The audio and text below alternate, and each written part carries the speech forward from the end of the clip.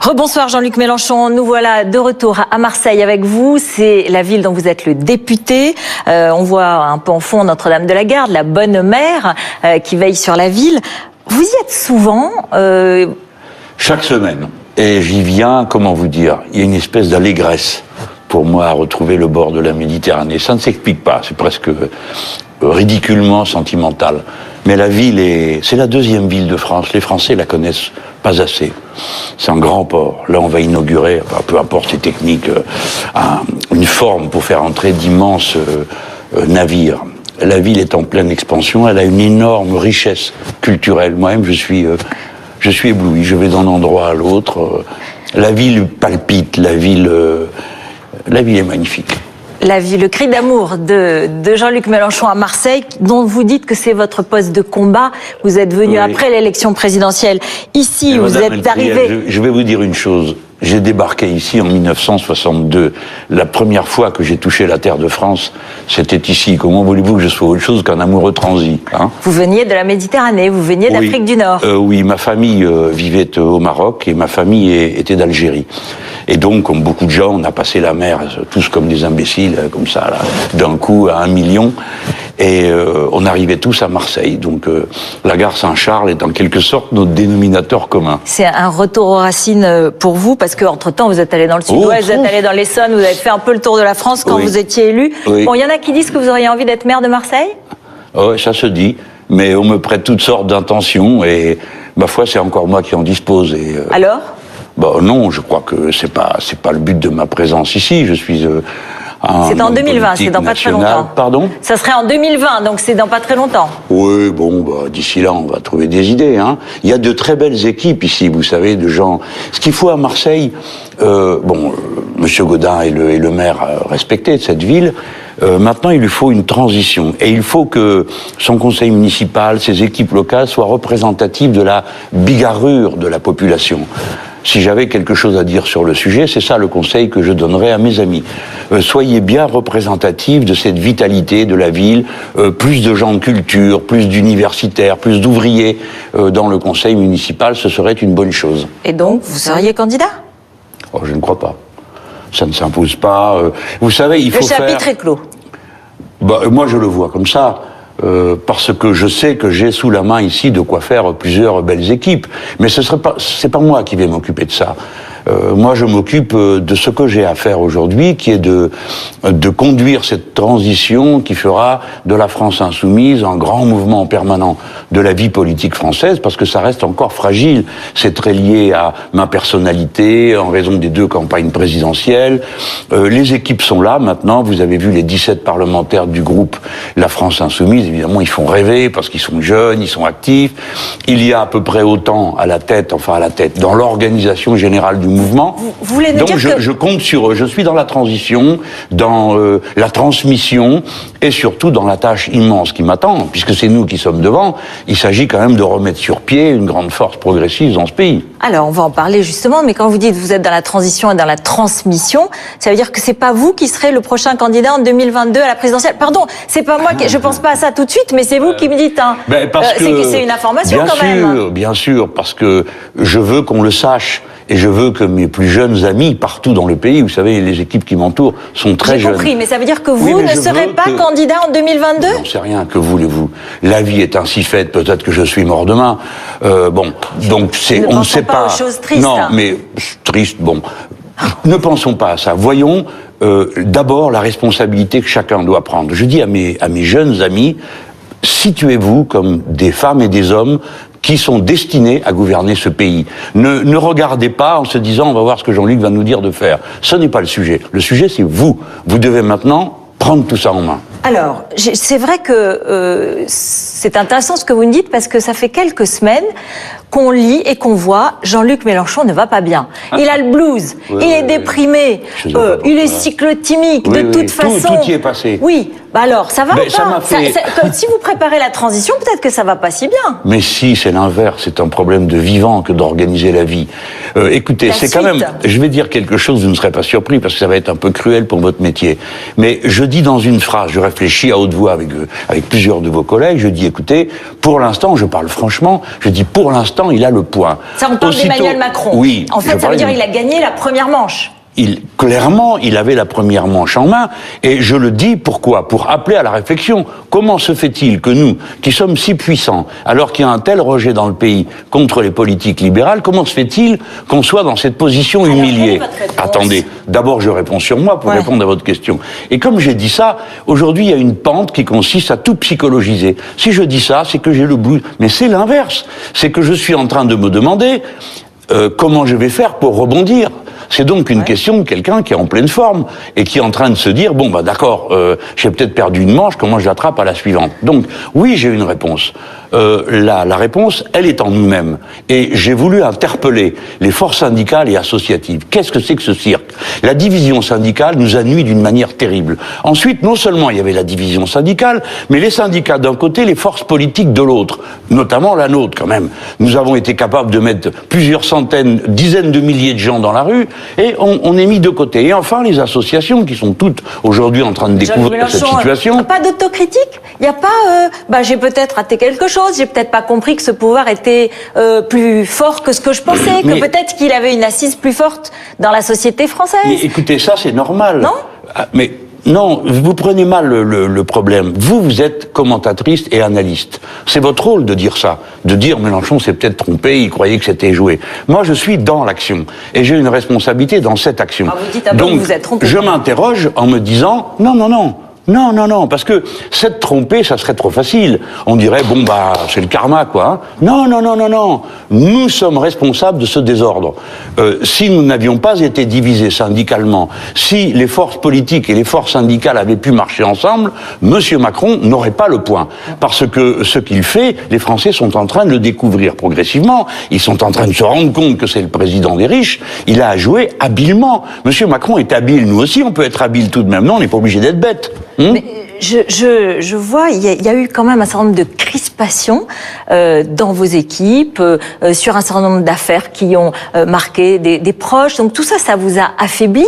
Et vous aviez, à la manifestation du 23 septembre, place de la République, vous avez annoncé un déferlement sur les Champs-Élysées d'1 million de personnes. Vous le tenez ça pour décembre ? Non, vous mélangez tout. Bon, attendez, je vais prendre dans l'ordre. Il est normal qu'étant la force principale, allante, dirigée par des gens qui sont des stratèges aussi, bon, bah, comment dire, on jette des pierres sur les figuiers qui ont des fruits, hein. Bon. Donc c'est normal que nous soyons agressés. Nous l'avons été d'une manière ininterrompue, chaque semaine par un buzz qui visait personnellement l'un ou l'autre des membres de notre équipe d'une manière absolument injuste et souvent très blessante et choquante pour leur vie personnelle. Donc, nous avons résisté à ça. Vous savez, moi j'en suis le premier malheureux, parce que pendant qu'on créait des affaires autour de nous, des histoires qui étaient injustes, on ne parlait pas des 2000 interventions à l'Assemblée nationale, des millions de tracts, Madame Elkrief, que nous avons distribués dans le pays. Bref, j'en ai été malheureux, mais c'est normal, c'est la vie. Dans une démocratie, il y a de la polémique, il y a de l'empoignade. Oui, parce qu'on a l'impression quand même que quand la presse cherche à faire son travail, vous êtes extrêmement agacé et vous êtes très très nerveux là-dessus.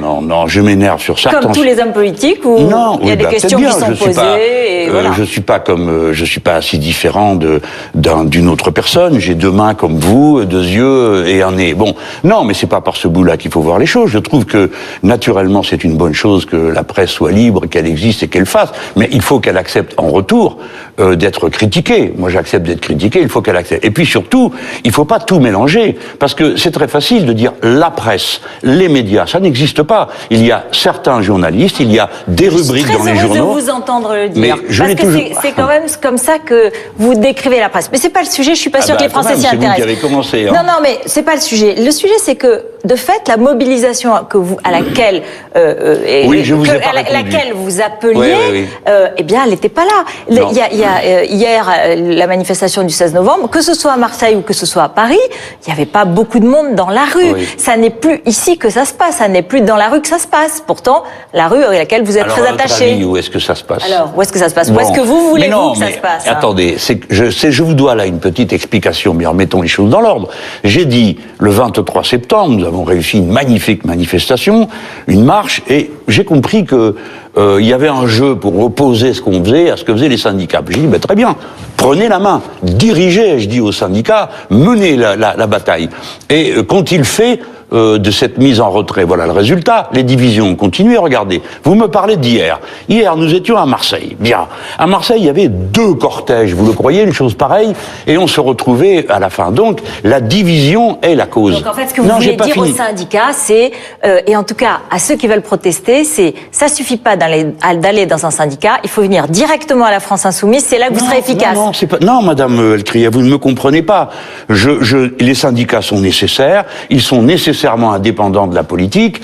Les organisations politiques, je le rappelle, sont indépendantes des syndicats. Donc ça serait bien qu'ils évitent de nous faire la leçon ou de propager dans nos rangs leurs querelles. Je le dis aussi, parce que de temps à autre, il faut mettre les points sur les i. Chacun est dans son rôle. Mais à des moments, il faut savoir converger. Il faut savoir faire des choses ensemble. Si vous voulez, c'est absurde quand la CGT, Force ouvrière, Solidaire, dit la même chose qu'on ne le fasse pas ensemble. Donc c'est ça, je dis. Et les gens, voyez-vous, les gens ordinaires, quand vous les appelez à perdre une journée de travail parce qu'il faut faire grève en pleine semaine, eh bien les gens y réfléchissent et ils se disent, mais c'est quoi cette histoire? On m'appelle à venir dans la rue, mais pourquoi faire? Parce que c'est même pas ce qu'on fera le lendemain, on ne sait pas si ça servira à quelque chose, et donc se propage une espèce de doute, et ensuite des gens comme vous qui observent ça depuis leur balcon, on comprend, disent, mais dites donc là, qu'est-ce que... Oui, mais je suis d'accord avec vous, mais vous c'est normal, c'est votre rôle. Vous regardez, vous dites, dites donc les gars, vous nous avez annoncé la grande bataille, et puis il n'y a personne. Les Champs-Élysées, vous maintenez ou pas? Voilà ce que j'ai dit à l'époque. Non, mais est-ce que vous maintenez? Mais quoi, je vais appeler tout seul à aller défiler sur les Champs-Élysées, ça n'a pas de sens. Vous êtes tout seul alors? Mais non, mais bien sûr, et je suis obligé de le constater. J'ai dit à la CGT, j'ai dit à Solidaire, j'ai dit à tous les syndicats qu'on a rencontrés, laissez-moi finir, on leur a dit, écoutez, si on prend une initiative énorme, tous ensemble, qu'on appelle à une grande marche, et pour montrer aux gens qu'on prend ça au sérieux, on le met un samedi où tout le monde peut venir, et on va aux Champs-Élysées, c'est tellement grand que tout le monde comprend, rien qu'à l'endroit où vous appelez, que ça va être, on ne le fait pas, personne n'appelle à ça. Alors vous avez toutes sortes d'initiatives. Samedi, par exemple, vous avez le Front Social, qui est une partie de gens qui se battent, qui appellent à une manifestation. Mais je suis obligé de dire, parce que c'est ma responsabilité aujourd'hui, c'est moi qui marche devant, de dire que cette pagaille est insupportable. Jean-Luc Mélenchon, c'est une remise en question peut-être aussi de votre stratégie depuis les législatives. Parce que moi j'ai entendu des socialistes qui ont dit, si ce soir-là, pour des socialistes, enfin des gens du PS, qui ont dit, si à cette époque-là, quand il a perdu la présidentielle, s'il avait tendu la main, s'il avait fait le Mitterrand de 2017, eh bien peut-être qu'on n'existerait plus aujourd'hui. Mais qu'est-ce qu'il a fait ? Il a été vexé, il s'est renfermé dans son quant à soi et il est resté dans sa case, dans son parti, la France Insoumise. Non mais franchement, vous regrettez pas de pas à ce moment-là avoir plus ouvert? C'était la bonne idée. Comment n'y ai-je pas pensé? Ramasser tous ces gens qui avaient pendant 5 ans amené la gauche au néant. J'aurais dû leur dire, allez, venez, Mélenchon décrète amnistie générale. Nous ne voulons plus d'eux, est-ce clair? Et nous ont trompés, trahis. C'est eux qui ont inventé la loi El Khomri qui a rendu possible les ordonnances. Alors, les socialistes vont entre eux faire la clarification. Personne ne peut la faire à leur place. Et puis après, franchement, si je dois recevoir des leçons de stratégie, je suis toujours disponible. Pas d'un parti qui s'est lui-même détruit. Non, mais attendez, je veux quand même aller au fond. Ils vont entre eux clarifier. Le Parti socialiste, ça reste quelque chose qui va de Valls-Cazeneuve à Benoît Hamon. Il faut qu'il clarifie. Moi, j'ai dit dès le départ. Il n'est plus normalement Benoît Hamon. Je dis, oui, mais tout ça, c'est tout du pareil au même. Je veux dire, ils sont socialistes d'étiquette, en tout cas. J'ai toujours dit, moi, je suis prêt à discuter avec mes amis. Nous sommes prêts à vous rencontrer. Mais il faut payer le ticket d'entrée. Le ticket d'entrée, c'est être dans l'opposition. Or, le groupe socialiste, qui s'appelle Nouvelle Gauche maintenant, ils ont même honte de leur nom. Il y en a 3 qui ont voté avec nous contre la confiance au gouvernement, 5 qui ont voté avec le gouvernement, excusez-moi, sur 30, ça fait du monde. Et tout le reste s'est abstenu. Pardon, j'ai pas fini. Le président du groupe sénatorial, Didier Guillaume, que j'ai connu autrefois, dit « Nous ne sommes pas dans l'opposition ». Donc, qu'est-ce que c'est que cette formation politique? Madame Écrier, vous me voyez, allez voir les gens de Marseille et leur dire « Écoutez, moi j'ai décidé que tous ces gens racontent n'importe quoi, mais je les prends tous ». Alors, non, je ne peux pas. Ce ne serait pas honnête. Est-ce que, du coup, vous changez de stratégie, vous dites, bah voilà, je me sens seul, les syndicats n'ont pas suivi, etc. Non mais, oui. Quand vous parlez de la transmission, est-ce que c'est une nouvelle étape pour rebondir par la force. Parce que vous appeliez un peu les jeunes, vous disiez ça va être les jeunes, oui. Ils sont pas là non plus les jeunes. Donc, est-ce que... J'ai plus qu'à aller me pendre, si je vous écoute. Je suis venue à Marseille pour avoir de vos nouvelles. C'est vous venez me voir de près. Voilà. Mais non, mais j'essaye de comprendre quel va être votre rebond. Il faut... Bon, vous analysez la politique depuis assez longtemps pour savoir que rien n'est plus stupide que de vouloir aller plus vite que la musique. Le premier temps, c'était d'installer une grande force, de faire la preuve qu'on existait. Je vous rappelle que j'ai quand même commencé la campagne présidentielle où on me considérait comme une chose dérisoire qui occupait inutilement une partie de la scène. Bon, nous sommes en force, nous sommes arrivés les premiers de toute notre famille politique, à presque 20%, mais pas tout à fait. Au deuxième tour, il s'en est fallu de peu. Bon, ça ne s'est pas fait. On m'avait annoncé 3 ou 4 députés, il y en a 17. Donc maintenant, une situation nouvelle commence. D'abord, il fallait qu'on prouve aux Français qu'on était capable d'être un vrai groupe parlementaire. Par exemple, vous, ça vous paraît pas important, mais pour nous, c'était terrible. Première loi de finances que nous faisons sans aucun ministre, aucun rapporteur de commission. Donc tous nos amis ont travaillé, nous avons été à la hauteur des événements. Bien. Pareil pour la loi de finances de la sécurité sociale. Maintenant, bien sûr que je vais bouger. Chaque étape. La première, il fallait que je vois ce qui se passait dans le pays. Quoi la prochaine, en un mot, avant la pause de pub.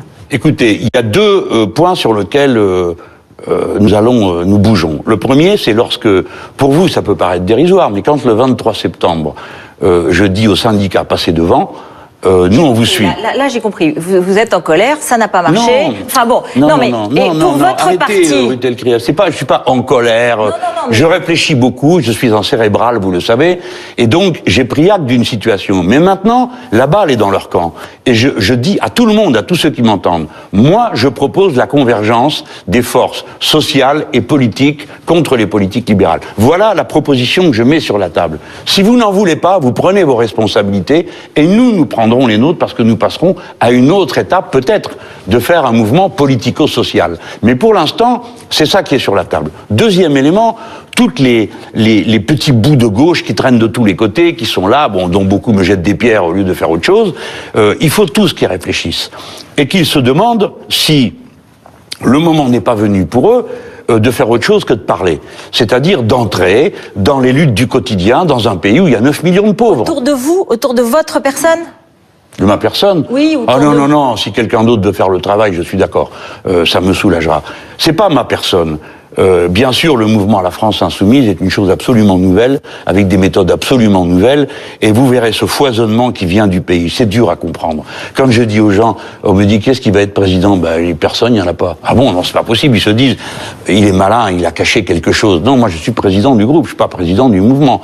Le mouvement, madame, il faut que vous compreniez, 580 000 personnes qui cliquent pour dire je suis avec vous. Mais ces gens-là, ils n'ont pas dit, alors monsieur Mélenchon est d'accord avec tout ce que vous dites, tout ce que vous faites, tout ce que vous proposez. Ils discutent, et ils vont débattre la semaine prochaine d'ailleurs. Chaque étape, il faut voir qui, comment, et surtout, moi je dis aux gens, écoutez, tout ce que vous dites m'intéresse beaucoup, mais il faut agir. On va se retrouver. Agir. On va se retrouver dans un instant, juste après la pause. On va continuer à parler avec Jean-Luc Mélenchon depuis Marseille en direct.